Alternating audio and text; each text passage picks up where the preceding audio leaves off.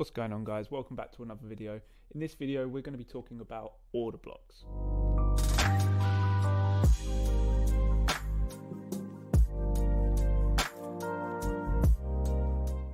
So as stated in the title, we're going to be talking about order blocks today. We're not going to do any diagrams, we're going to head straight onto live price and show you exactly what it is we're talking about. Now there is a different types of order blocks and we're going to walk you through each different type and how you can start to use them. Right guys, so stated in the intro, we're going to be covering order blocks. Now, one thing we really need to get out there before we get into this is that order blocks are everywhere. Now, using order blocks to trade is one of the main ways that I like to find my trade ideas.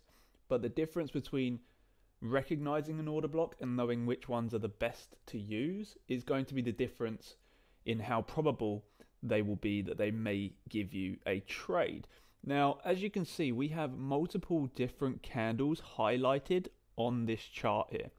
Now, all of these candles are order blocks of some kind. Now, there is some that I haven't highlighted, essentially because if we highlight them all, it will just be super highlighted. We don't want to overcomplicate this, right? So, first thing is, what are the different types of order blocks? Now, starting from the left-hand side over here, the order blocks we're seeing at the highest point in price are what we call extreme order blocks. The same goes for the lowest point in price. These are our extreme order blocks. Now, a lot of the time, they are going to be defined as the last up move before a downshift or the last downshift before an up move. Now, when it comes to order blocks as a whole, color does matter in certain circumstances, but at the same time, order blocks are based off of the premise of what it is that they are doing. Now, understanding that means that not every order block has to be the opposite color. So what do I mean by that? Well, the easiest way to spot a simple order block is by finding a move in a given direction, for example, down, then finding a candle that has been sandwiched by two of those candles in that direction. So as you can see, this is a blue or a bullish candle, and then the two candles either side are bearish candles, therefore telling us that is an order block. Now we do have another order block right here, but as you can see, that was mitigated by price running back to it pretty much immediately. So if we have order blocks on a downward shift like so, we can find order blocks that haven't been tapped into and anticipate price tapping into them at some stage, and we're either going to react at these points or we're going to push past them. Now, when it comes to these simple versions of order blocks, so the ones that you can just find in any movement, the highest probability is if you measure from the high to the low, order blocks that appear above the 50% of any given move. Now this is applicable on every time frame, guys, so be sure to use the same rules on every time frame. So we want to look for order blocks that appear above the 50%. Why? Simply because they're more probable. This does not mean that order blocks below the 50% aren't going to give you a reaction. It doesn't mean that price is going to retrace past the 50% every time. But remember, we're looking for the most probable trades, okay? So when we're looking for the most probable trades, we want the most probable order blocks to find those trades at, right? So simple order blocks need to be found above the 50%. So as you can see, this one does not lie above the 50% and it doesn't really have a huge reaction. We have a small pullback, but there is nothing more that this order block gives us. So what are the other order blocks? Now, the most probable order blocks are order blocks that have swept the previous candle high or low. Now, as you will see, candles at the extreme, for example, are always, I say always, most of the time are sweeping the previous candle high in this case, and on the low, they're sweeping the previous candle low. Now, these candles give us the highest probability for any given move. Now, as you can see here, a great example of how our extreme order block that swept the previous high gets tapped into and we deliver price lower. As you can see, we put in a order block in the middle. What happens with this order block? We have zero reaction. the extreme order block, which is the last down candle before the up move. As you can see, price taps into it beautifully and away it goes. Now this is going to be the same story across most moves. We want to find our last candle that shifted price up before price moved down to highlight our extreme candle at the high, or our extreme order block at the high. The same thing goes for a down move. You want to find the last candle that has swept lows before price shifts higher. Now, like I say, we can find each one of these candles, for example, that sweeps highs or lows, having some form of reaction. But understanding that if we're in an upwards trend, the most probable candles are going to be the ones that lie on an upwards move on the lower end of price, essentially giving us the highest probability. Why is that? Because of the simple rules of they lie below the 50% of any given move. They also sit at the extreme point of the last move. So in other words, if you break the low, you are changing the direction of price most of the time, give or take. And we want to see price filling imbalances. So when we fill imbalances, where do we look for it to fill? We look for it to fill the maximum amount, therefore tapping into our extreme order blocks, or the order blocks that just lie further back in the move. Now, having the understanding of order blocks allows you to go onto a larger time frame and start to identify the most probable areas for swing moves to occur. Now, like I say, not every order block is going to work exactly the same way. Now, when we look on a larger time frame, we can see price tapping into any given order block and having a short-term reaction. But understanding, like I say, that if we're in a given trend, we need to be following that trend, tells us if we are in an upwards move, we want to find order blocks below price. If we're in a downwards move, we want to find order blocks that are above price, therefore allowing price to tap back in and continue down, or in this example, tap in and continue up. So let's recap. What do we have? We have order block type number 1, which is going to give you very probable areas. Okay, number 1, it's our extreme order block. What defines an extreme order block? It is the last upward shift before a downwards move, or the last downward shift before an upwards move. Then we have our ordinary standard order blocks, which can lie literally anywhere in price, but they still serve the same purpose. The only difference is understanding the probability between an extreme and a standard order block is going to give you the confidence that when you see a reaction at a more probable POI, to look for a trade. So like I said, ordinary order blocks need to lie above the 50% for them to be most probable.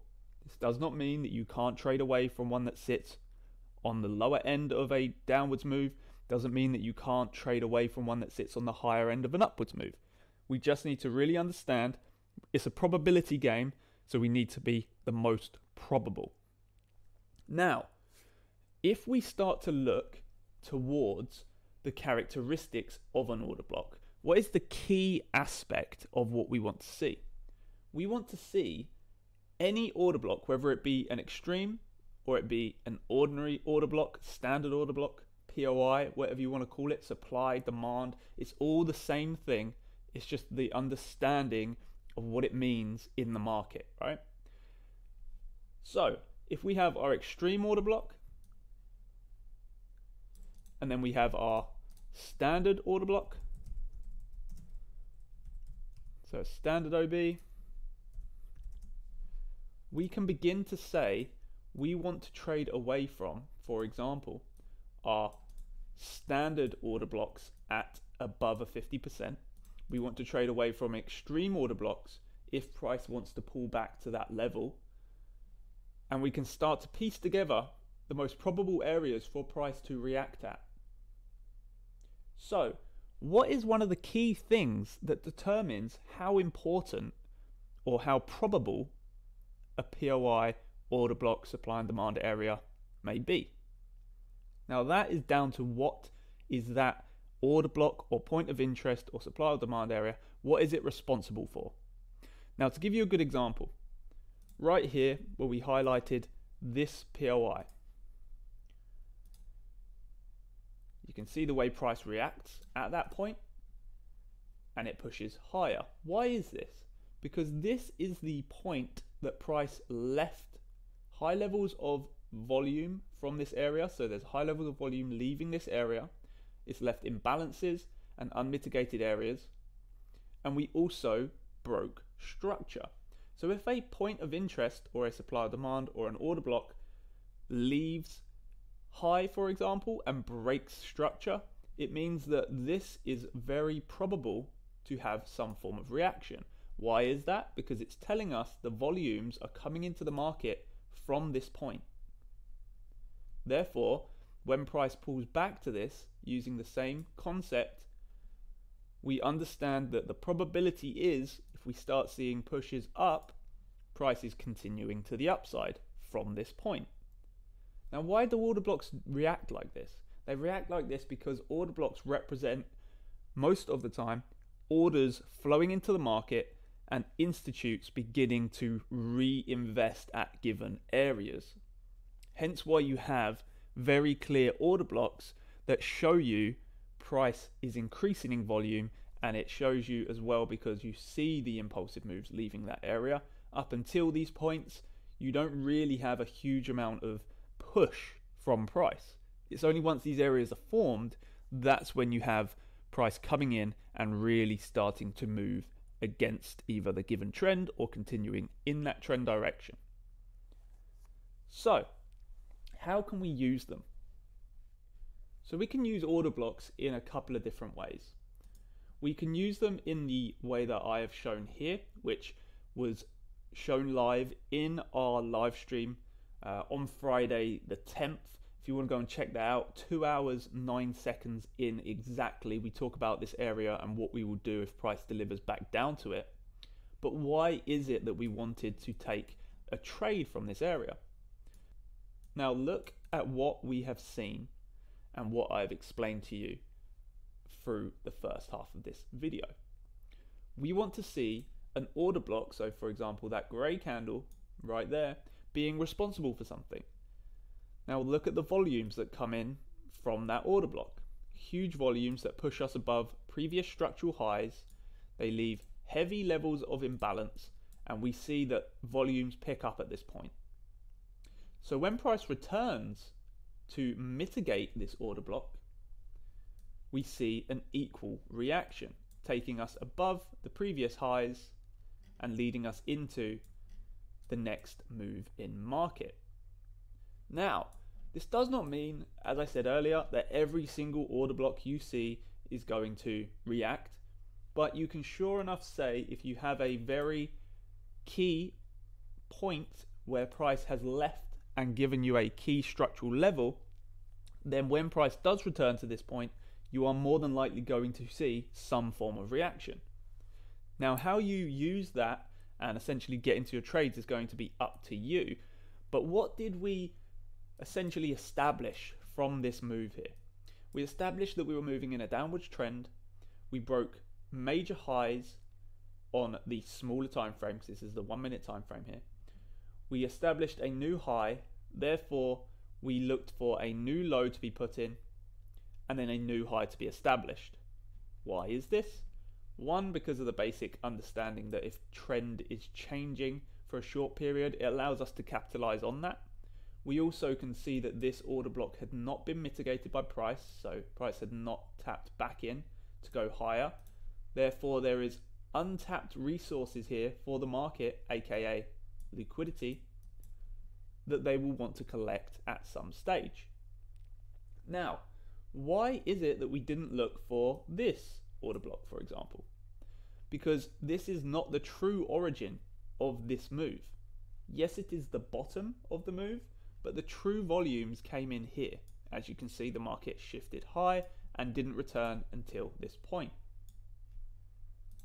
So again, guys, super simple easy way to understand order blocks as a whole. You are going to see them everywhere, and make sure that you pay attention to what you're seeing in overall price. Just a few more quick examples for you before we shoot off and finish this video. Remember, the rules are as follows.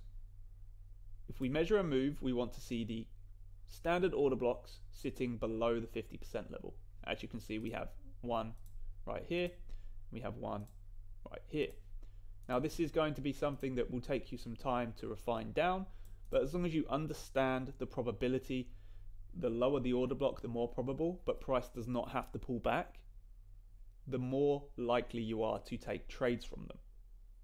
Now as you can see at this point, this is where the secondary volumes came in and caused us to break this high. So when we pull this across, you can see price reacted with this and had a short-term push to the upside. We failed to take the previous high, therefore the bearish order flow that came in at the high continued to flow.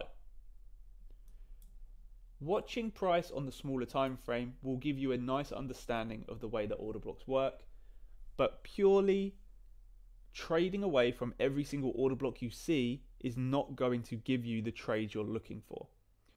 Remember, we need to see structure, order flow, and price tapping in and giving us a reaction to make it probable.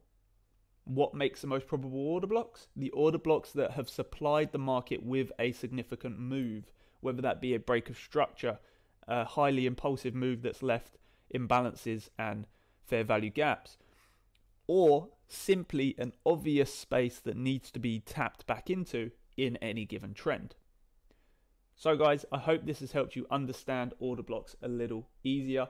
Let me know down in the comment section if this has helped you.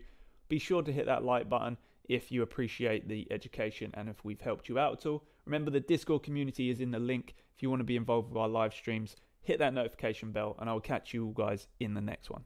Peace out.